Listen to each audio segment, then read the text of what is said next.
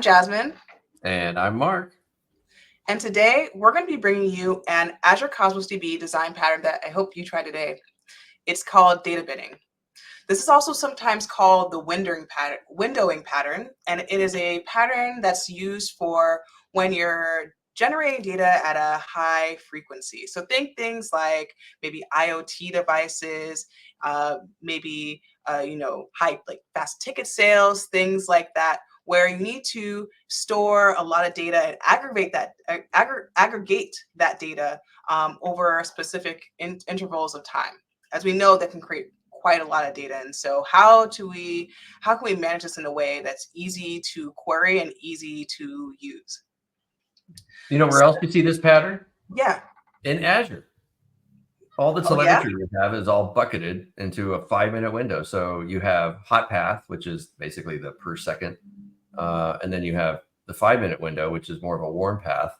And then you have roll up from there. There's like hourly buckets, and then there's daily buckets and stuff like that. So this is a very common pattern for anybody that's running services in Azure and trying to collect telemetry on this stuff. So pay attention, folks.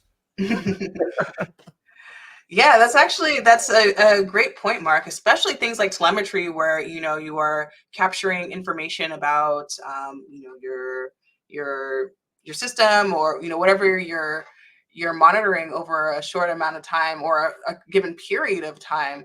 And in this particular sample, we are looking at IoT devices. And so the scenario here is that we have this hotel chain that is measuring temperature over time. Obviously, we want we want our guests to have a positive experience, and so we don't want it to be too hot or too cold.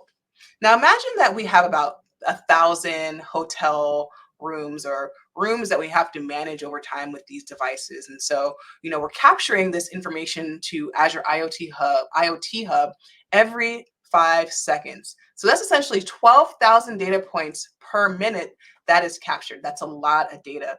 And of course, we want to, especially in this day and age, we want to be able to really take action on any anomalies that we find, and and at least close to real time. And so essentially, how do we manage and store this data in a way that allows us to be able to do that quickly? So this is what we're looking at when we're thinking about storing those, of course, these 12,000 data points, right? We have, if this is prior to applying data binning.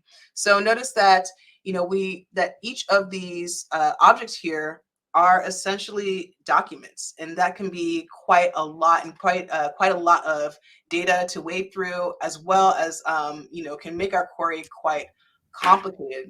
Because now you have to think about the time window, and then after that you have to think about how to aggregate all that data, and it can be quite complicated.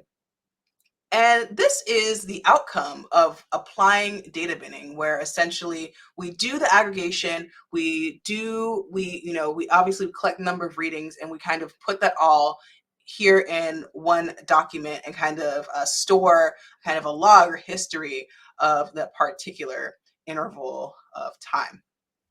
Now, let's take a look at this in Azure real quickly. And let's take a look at querying this with no data binning. Now, I actually asked Copilot to do this for me because I could see this would be quite a complex query. And if I run this query, let's see what we get. Okay, so it didn't really get anything around this. This might require a little bit of massaging with the data to really play around with it. But Query Advisor essentially got me to a good starting point. Now let's take a look at what this looks like in with our data binning structure. So I'm going to just run this first one here, and what this query is trying to do is find anomalies in temperature. It's great that I'm not really worried about temperatures that are within the range that is suitable for our hotel visitors. So I'm just curious about the anomalies. So I don't have anything in here, but let's go ahead and run our second one here. And let me just take a look at our data here in our data data binning database here. Let's see what we got here. Okay, so here's the structure. Here's the structure of our data. So things are looking good. It looks like I might be just not running this properly on my collections. So let me just open a new query window from here. And so I'm just absolutely sure. And then let me run selection here. And there we go. Great. And so now I kind of have an idea of, which devices might be faulty. We can see that 3 of them here kind of are experiencing some sort of anomaly where between, a couple of readings, between, a particular set of minutes, in between, each minute of my readings, something happened. And so now I can kind of take action and kind of figure this out. Well, think about a situation like this where you might need to feed this into some kind of analytics platform. So Fabric, for example, right? Where we have things like real-time intelligence, where you really want to, see your data come in, seeing your data come in and seeing and analyzing your data in a way to take action. So things like this, things like applying data binning can make this quite faster, and actually also, again, thinking about RU usage and RU cost can make it a little less expensive to do all that querying. So let's go ahead and take a look at our data here, or excuse me, our code here.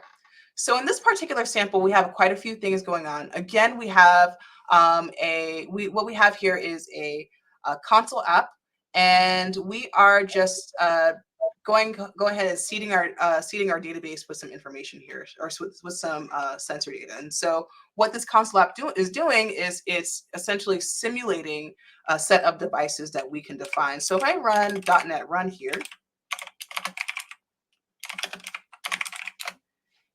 and this will essentially ask me how many devices would I like, and I'll say like 10. Actually, let's go with 20 devices.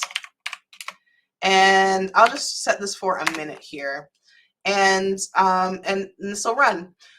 Now, one additional thing here, one thing I actually really love about the Cosmos DB SDK is that, especially when you want to run this, an example like here where I'm running in my code space, all I really need to do here is just create my Cosmos DB account, my NoSQL account, and I can just go ahead and put in my my connection string and all like my keys and stuff like that, and I can run it. Because in the SDK, when there's a particular set in here, or a particular function in here that allows you to create, see if I can find it here, create the database and the collection if they don't exist.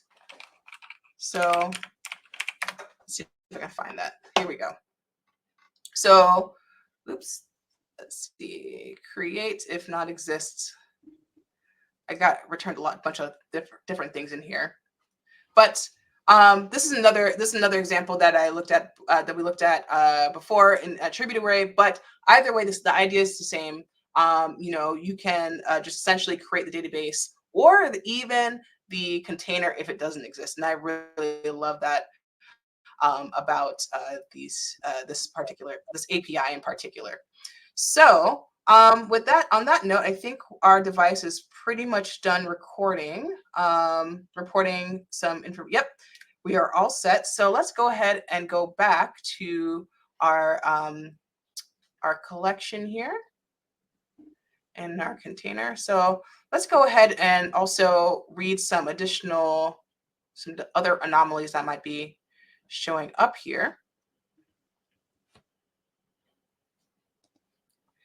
And we can see that what we're looking at here is our readings where the temperature is not within that particular range. And so what we're looking at here is counting how many anomalies occurred versus this first query where we're kind of seeing how long